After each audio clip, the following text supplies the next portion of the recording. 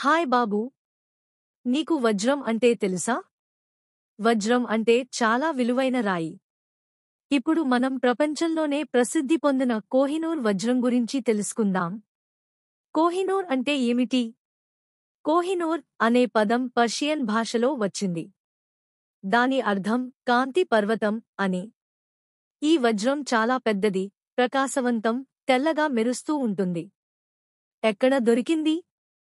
చాలా సంవత్సరాల క్రితం మన ఆంధ్రప్రదేశ్లోని కొల్లూరు గనులలో ఈ వజ్రం కనుగొనబడింది.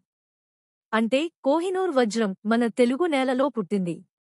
ఎవరి చేతుల్లో తిరిగింది? మొదట ఈ వజ్రం భారత రాజుల దగ్గర ఉండేది. తర్వాత మొఘల్ చక్రవర్తి షా జహాన్ చేతికి వెళ్ళింది. ఆయన దీన్ని తన సింహాసనంలో అమర్చాడు. తరువాత పర్షియా రాజు నాదీర్ షా ఢిల్లీలో దాడి చేసి ఈ వజ్రాన్ని తీసుకెళ్లాడు.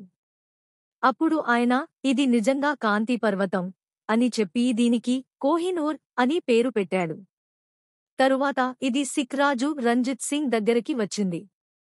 అతని తరువాత బ్రిటిష్ వారు పంజాబ్ను స్వాధీనం చేసుకున్నప్పుడు కోహినూర్ వజ్రాన్ని లండన్కి తీసుకెళ్లారు.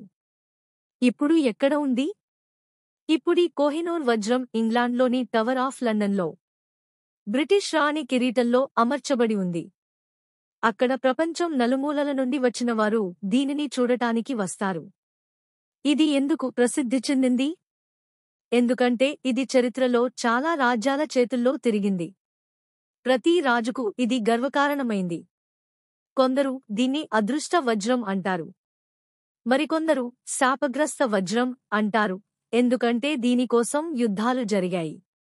ముగింపు.